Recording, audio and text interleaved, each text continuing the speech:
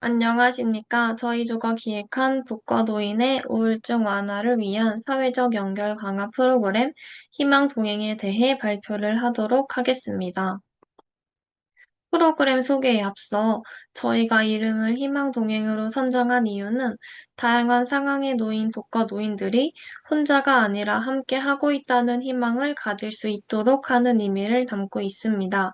다시 말해, 희망을 가지고 함께 길을 걸어가자라는 뜻을 담고 있습니다. 저희의 발표는 사업 필요성, 참여자 모집 전략, 사업 내용, 사업 목표, 그리고 사업 종료 후 지향점 순으로 진행하도록 하겠습니다. 먼저 사업 필요성입니다. 2025년 5월 기준 대한민국 인구는 약 5,116만 명이며 이 중 65세 이상의 노인 인구는 약 1,050만 명으로 전체 인구의 20.5%를 차지합니다.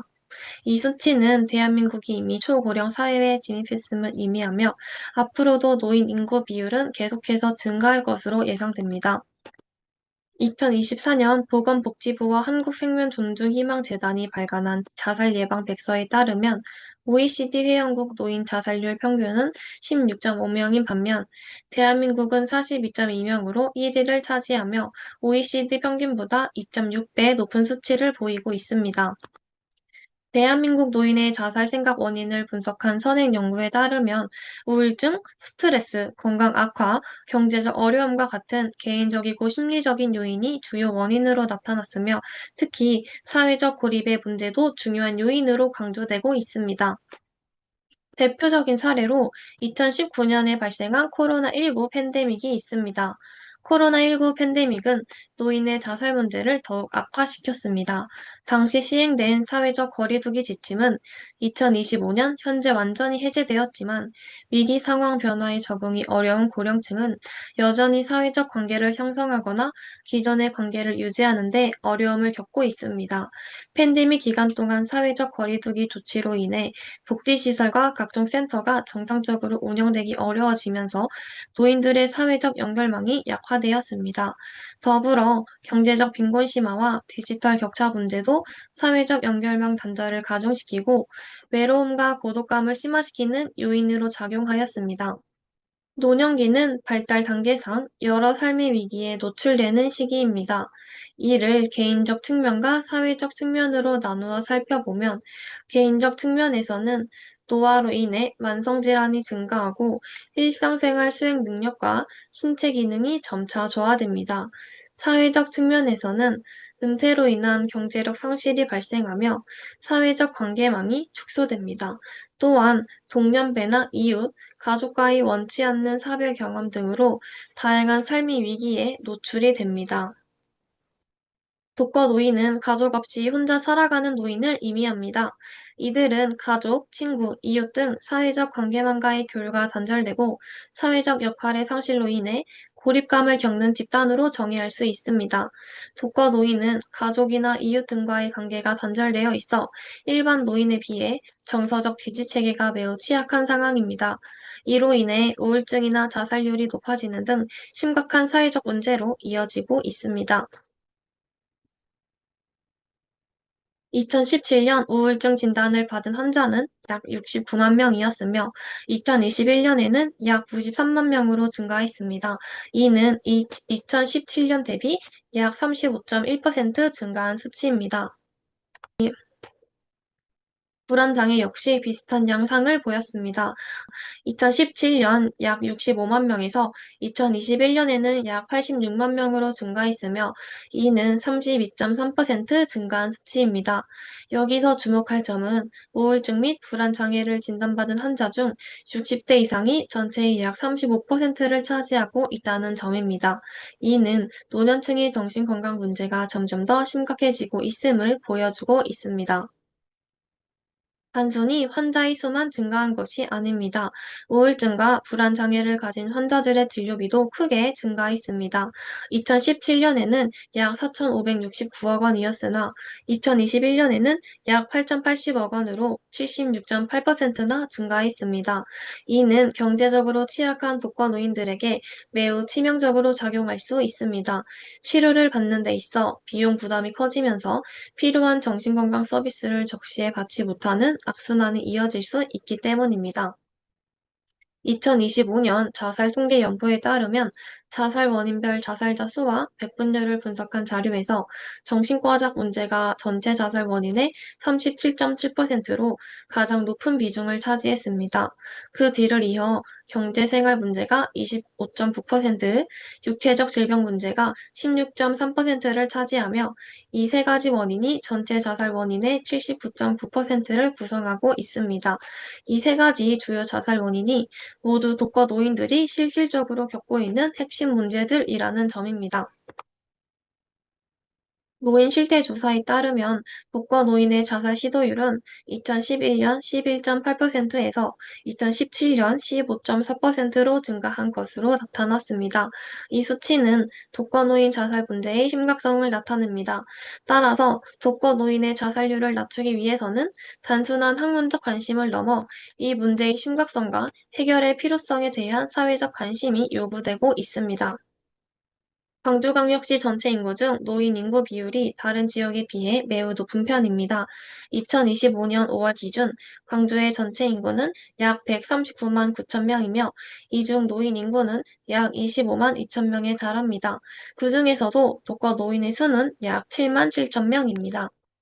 이는 노인 인구의 약 31%에 해당합니다.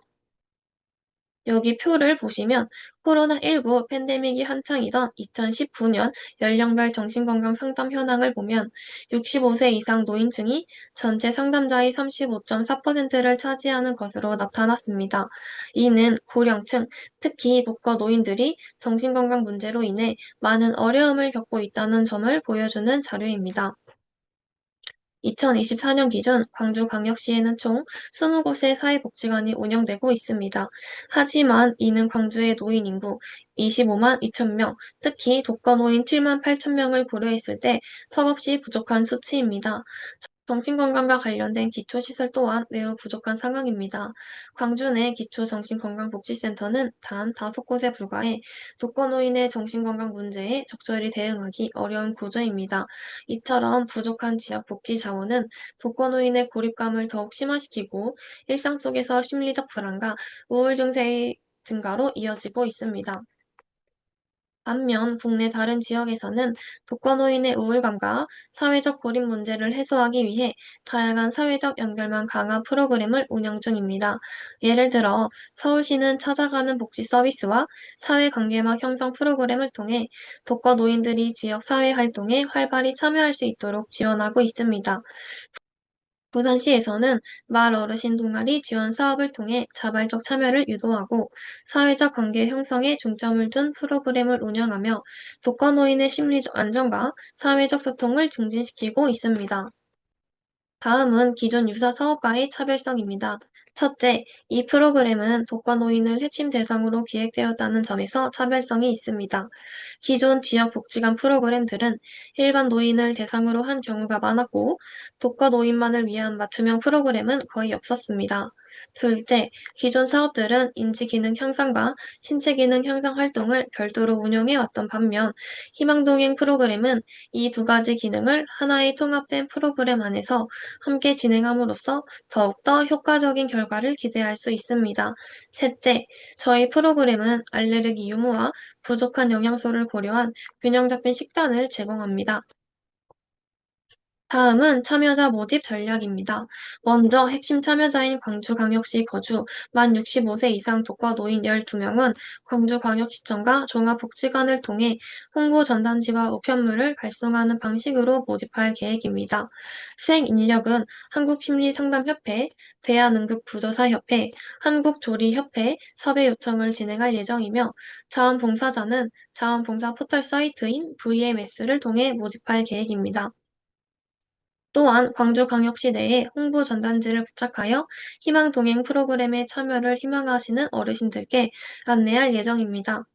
참여 의사가 있는 분들께는 프로그램의 긍정적인 부분과 주의해야 할 부정적인 부분 모두 상세히 설명한 후 먼저 동의서를 받아 참여에 대한 동의를 구할 것입니다.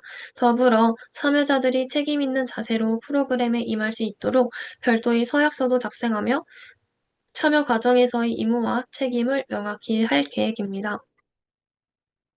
저희 프로그램의 사업 내용에 대해 말씀드리겠습니다. 프로그램 시작 전 오리엔테이션을 실시할 예정이며, 이 프로그램은 1회기부터 12회기까지 총 12회에 걸쳐 진행됩니다. 프로그램 종료 후에는 참여자들이 그간의 변화를 돌아보고 소감을 나누는 시간을 가지며 수료증을 수여할 계획입니다. 자세한 세부 사항은 프로포절 자료를 참고해 주시기 바랍니다. 저희 프로그램은 2월에 사업 홍보를 시작하며 3월에는 사업 홍보와 함께 봉사자 사전 오리엔테이션을 진행할 예정입니다. 4월, 5월, 6월에는 본격적으로 프로그램을 운영하며 인지교육 프로그램, 지역사회 연계 프로그램, 운동 프로그램, 심리 측정 프로그램 등을 진행할 예정입니다. 다음은 기관 연계 협력 전략에 대해 말씀드리겠습니다. 저희 프로그램은 총 4개의 기관과 협력하여 진행됩니다. 먼저 광주광역시청과 협력하여 만 65세 이상 독거 노인의 거주지를 조사하는 데 도움을 받을 예정입니다. 다음으로 한국조리협회와 연계하여 지역사회 연계 프로그램인 유리 프로그램을 운영할 계획이며, 한국심리상담협회는 심리측정 프로그램을 지원해 줄 예정입니다. 마지막으로 대한응급구조사협회와 협력하여 운동 프로그램을 보다 안전하고 전문적으로 진행하고자 합니다. 저희 프로그램의 총 예산은 775만 8,600원이며, 이 중 374만 7,590원은 신청 금액으로 400, 5,010원은 자부담으로 편성하였습니다.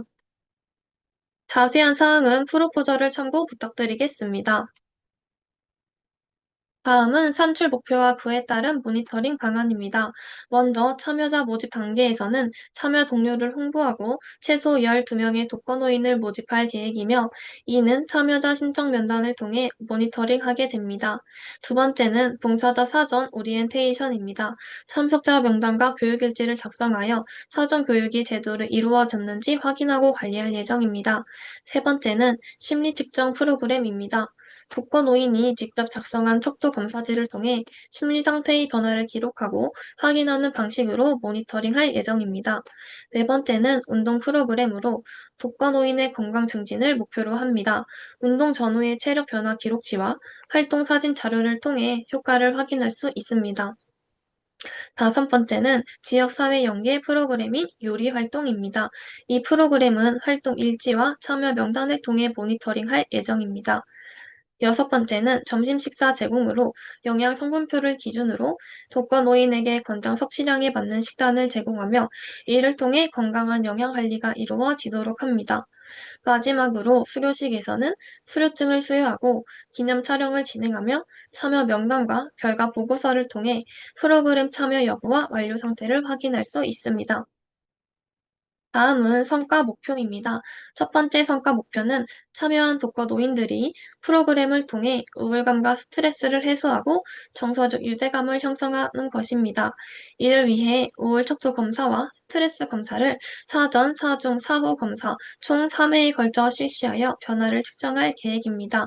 두 번째 성과 목표는 사회적 공동체 의식을 강화하고 참여자들이 자아 효능감과 인지 기능을 향상시키는 것입니다. 이를 위해 공동체 의식, 자아 효능감, 인지기능 척도 검사를 마찬가지로 사전, 사중, 사후에 실시하여 변화를 확인할 예정입니다. 다음은 사업 종료 후 지향점입니다. 첫째, 정서적 안정과 우울감 해소에 긍정적인 효과가 기대됩니다. 프로그램 참여를 통해 정서적 지지를 경험하면서 스트레스가 줄고 심리적 안정감이 향상될 수 있습니다. 둘째, 사회적 고립 예방과 관계망 회복에 효과가 있습니다. 소집단 활동을 통해 타인과의 상호작용이 활발해지고 유대감과 공동체 의식이 자연스럽게 형성될 것으로 보입니다. 셋째, 자아 효능감 및 삶의 만족도 향상이 기대됩니다. 나는 할 수 있다, 혼자가 아니다 라는 인식을 가지게 되어 일상생활에 대한 의욕이 높아질 것입니다. 넷째, 기초적인 신체 기능 향상과 건강 유지에 도움이 될 수 있습니다. 꾸준한 신체 활동을 통해 운동 부족을 예방하고 기본 체력과 건강 유지에 긍정적인 효과를 줄 수 있습니다. 마지막으로 사업 결과의 활용 계획입니다. 첫째, 사업 완료 후 수집된 성과 결과는 향후 독거 노인 등 유사 대상자를 위한 맞춤형 프로그램 개발의 기초 자료로 활용할 예정입니다. 둘째, 현장 적용 사례를 통해 지역 간 모델 공유 및 실전 확산이 이루어질 것입니다. 셋째, 위기 노인을 조기에 발견하고 돌봄 사각지대 해소를 위한 지역 자원 연계망을 강화할 것입니다. 넷째, 지자체 및 관련 기관에 실질적 메시지를 전달해 지속 가능한 노인 돌봄 모델 확산에 기여할 것입니다. 이상으로 사업 계획 발표를 마치도록 하겠습니다. 지금까지 발표를 들어주셔서 감사합니다.